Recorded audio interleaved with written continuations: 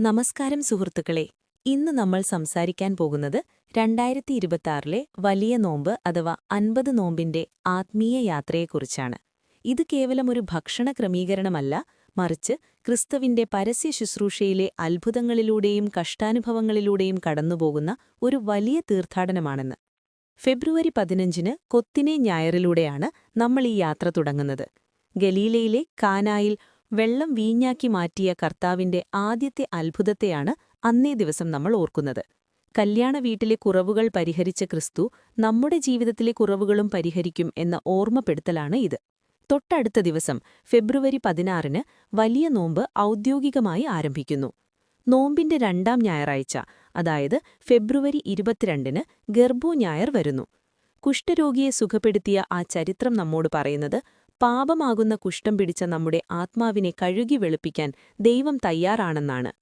തുടർന്നു വരുന്ന മാർച്ച് 1-ന് മിഷറിയോ ഞായർ തളർവാദക്കാരനെ സുഖപ്പെടുത്തിയ സംഭവമാണ്. വിശ്വാസം നിശ്ചലമായ അവസ്ഥയിൽ നിന്ന് ഉയർത്തെഴുന്നേൽക്കാനുള്ള ആഹ്വാനമാണിത്. മാർച്ച് 8-ന് ക്ലെനൈത്തോ ഞായർ, ആ കനാന്യ സ്ത്രീയുടെ വലിയ വിശ്വാസം നമ്മളെ അത്ഭുതപ്പെടുത്തും. കർത്താവെ, അടിയന്റെ മകളോട് കരുണയുണ്ടാകണമേ എന്ന അവളുടെ വിളി നമ്മുടെ ഓരോരുത്തരുടെയും പ്രാർത്ഥനയായി മാറുന്നു.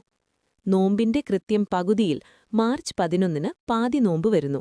പള്ളികളുടെ മധ്യത്തിൽ ഗോൾഗോത്ത സ്ഥാപിക്കുന്നത് ഈ ദിവസമാണ്. ശേഷം മാർച്ച് 15-ന് ഖിഫിസ്തോ ഞായർ കൂനിയായ സ്ത്രീയെ സുഖപ്പെടുത്തിയത് നമ്മെ ഓർമ്മിപ്പിക്കുന്നത് ജീവിതഭാരങ്ങളാൽ തളർന്നുപോയ നമ്മെ നിവർത്തി നിർത്താൻ ക്രിസ്തുവിനാകും എന്നാണ്. മാർച്ച് 22-ന് സംയോ ഞായർ അന്ധനെ സുഖപ്പെടുത്തിയ സംഭവം ആത്മീയ കാഴ്ച ലഭിക്കാൻ നമ്മെ സഹായിക്കുന്നു.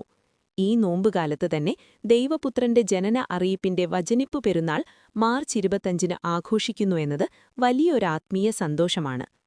മാർച്ച് 27-ന് 40-ാം വെള്ളി എത്തുന്നതോടെ കർത്താവിന്റെ 40 ദിവസത്തെ ഉപവാസം പൂർത്തിയാകുന്നു. പിന്നീട് തുടങ്ങുന്നത് കഷ്ടാനുഭവ ആഴ്ചയാണ്.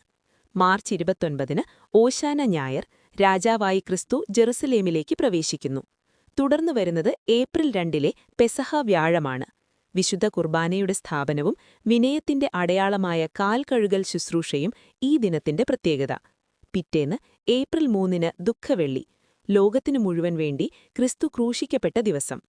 പിന്നീട് ഏപ്രിൽ 4-ന് അറിയിപ്പിന്റെ ശനി അഥവാ ശനിവാഴൽ കടന്നുപോയി ഏപ്രിൽ 5-ന് മരണത്തെ ജയിച്ച് കർത്താവ് ഉയർത്തെഴുന്നേറ്റ ആ മഹത്തായ ഈസ്റ്റർ അഥവാ ഉയിർപ്പ് പെരുന്നാൾ ആഘോഷിക്കുന്നു.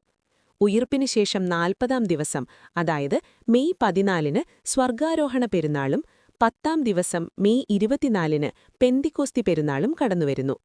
ഈ 50 ദിവസങ്ങൾ വെറുമൊരു ഉപവാസമല്ല,